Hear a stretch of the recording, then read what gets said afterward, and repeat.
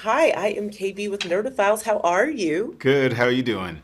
I am doing well. So, my first question really is kind of how did working to craft this robust body of work and getting to tell a story that so intricately shares Bob's life and message with the world in this way, how did that expand your creativity as a human and as an artist? I mean, Bob's music, resonates with people all over the world for a reason. I connected with it, deeply, and I wanted to try to understand what he was singing about. I felt like I'd heard his songs dozens of times before, but then realized I didn't really know that much about the man. I didn't know that much to the depths of what he was singing about, the struggle. And so, yeah, this film was an opportunity to kind of slow it down, to unbox this gift that he gave us. And yeah, part of that was choosing, obviously, the right period of time of his life to depict. And, casting this film with the right cast to help bring it to life. Which I mean, I told Kingsley earlier, he embodied the spirit of Bob Marley. You know what I mean? So I know this may be challenging for you, but if you could pick one moment that you're most proud of in this film, which one would it be? Oh, man. It's so hard. It's so hard because whether we were shooting an insert of Kingsley's hands or a 300-person crowd shot, it was all important because it was Bob. It was important to get it right. It felt like we were in a World Series game or a Super Bowl or a World Cup match. It had that level of intensity. And everybody felt it. Everybody felt the responsibility of Bob just because of who he is, And so, yeah, it's hard because it was all so beautiful. I think what was so great about how we made the film, we cast the film with real Jamaicans, and with real offspring of some of the musicians that we depict in the film. So Family Man is played by his son Aston Barrett Jr. Junior Marvin's played by David Kerr, his son. And so when I called cut, they were still playing. They were real musicians. We always had a concert on set. There was a spirit about the movie and the spirit in the filmmaking process. And so we were carried by Bob's lyrics, by his spirit. It just had that feeling. That's what this film had. Oh, I love that. And so, how has working, so closely with Bob's family to bring his legacy to life in this way, how has it bonded you all? Like what is your bond like now with the Marley family? Because I'm sure that this bond will last until the end of time that you guys have now Oh, crafting this side by side. for sure. We created a family. And in all of my films, that's definitely the approach. Is to create a family in front of and behind the camera. That's how you get what you see in the film. It should feel connected. It should feel like one. Bob was a unifier. That's what he did. It's what he sang about. No different with his family. His kids are the same. They were all about bringing community together. It was a spiritual movie, shooting in Jamaica with the people of Jamaica. Yeah, this film was for them. We needed to make a film from the inside out. It had to be their voice. Language is a huge part of that. We shot a foreign language film with no subtitles. Not an easy task, and you couldn't do that without the support of the family. You couldn't do that without support of the Jamaican people. So yeah, we just embraced that. That was part of the filmmaking process. Well, I truly cannot wait for everyone to see Bob's life and legacy in this way. And I'll be honest, they asked me what I thought about the film, and I said it's too short. So, definitely I'll take release that my criticism. feedback. Yes, I'll yes. take it because we all want more of Bob. We all want more of Bob, and that's a beautiful thing. There's still so much more to learn about that man, and I think people will hopefully go out and want to discover more about him, his family, his legacy, and listen to the music. He wrote it down for us. Yes. Well, listen, I certainly wanted to know more, and I still do, and I know that audiences will as well. So just thank you so much for taking the time to chat with Nerdophiles. I really appreciate it. Thank you. Bye bye. Hi, I'm KB with Nerdophiles. How are you? Yeah, I'm good, thank you. So let me first ask, your family already has such a rich and just bold legacy. So what's most important to you in terms of your own legacy and what you want to leave in this world through this film and beyond?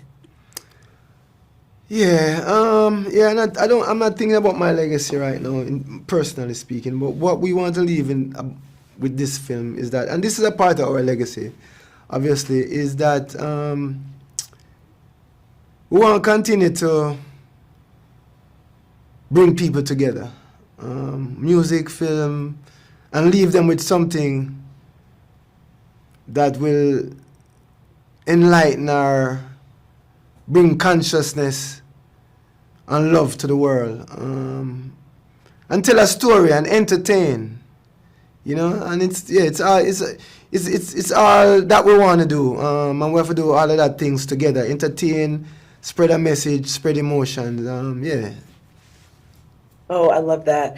Because so much of your father's work and his music was really about changing people's lives, you know, it was about the message, it was about healing, it was about changing people's lives, and it Yeah. was really about love. So for you, why is now the ideal time to tell your father's story and share it in this way? Yeah, I feel now is the ideal time because we need it. I mean, we need it now. It's like the world, you know, society, there's so much division, you know, the war, the violence, the hate, the political strife, the religious strife. There's nothing out there, no one out there that is promoting an idea of unification of humanity. And so this movie, and with it named One Love, you know, with that name and the promotion of that, it is relevant that we really need it now. It's important on many different levels, you know. I agree. I agree. The world definitely needs more love and more unification for sure. Well, you know, listen, I can't wait for audiences to see this film and to be able to understand your father and your family's, you know, kind of work and Yeah. life and legacy a bit more. And so just thank you so much for taking time to chat with Nerdophiles. We really appreciate it. Thank you, thank you. So, hi, I am KB with Nerdophiles. How you How are doing? you? I Nice, am doing lovely. nice to see you. Nice to see you too. So, wow, what a profound film and a profound human being. So, my first question for you is just how did stepping into Bob Marley's shoes kind of expand your own creativity as a human being and as an artist? Great question. Great question. Yeah.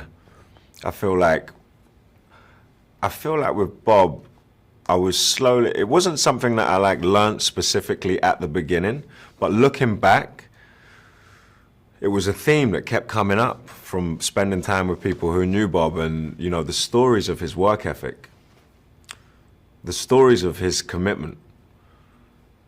Like, here's a guy who was on it, you know, here's a guy who felt like he was, you know, serving a purpose that was more than himself. Like, here's a guy who was on a mission.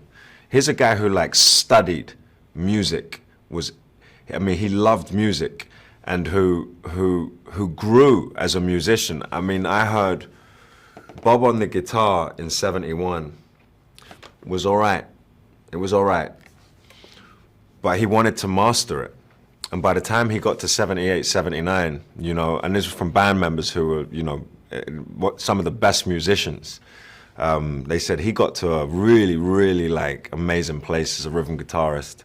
So Bob creatively, his commitment, his work ethic, his sense of like being in service of something more than himself, his generosity of spirit, his vulnerability, his openness is something that, as people who are trying to study a craft of any sort, an art, like in the arts, that we can only dream of getting to the level where Bob got to with his.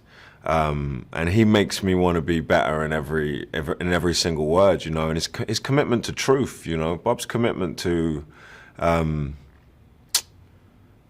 keeping it real in a way. He really lived that. He really lived that. Bob's cool because he didn't care what anyone thought about what he was wearing. He just did he wore what he liked, you know, and he sung about how he felt. And he was really, his spontaneity on stage, I mean, if you ever want a lesson in just like letting go of your ego and trying to connect to something deeper so that people can feel, just watch Bob. Just watch him do it, you know. I watched him for hours. I couldn't stop. You know, there's no half concerts. It was always full commitment. And I love that about him. Yeah, he's absolutely intoxicating in a sense. And so I do think you're right. I do think that his dedication to speaking truth, living truth, and bringing that truth to the masses was something that really kind of guided him in each and every step of the way. And I do believe that you fully embodied the spirit of Bob Marley through this role. Thank I you. mean, you could really see him shining through. And so just thank you so much for taking the time to chat with Nerdophiles. Really appreciate it. And we truly Thank you. cannot wait for everyone to see this film. Thank you so much.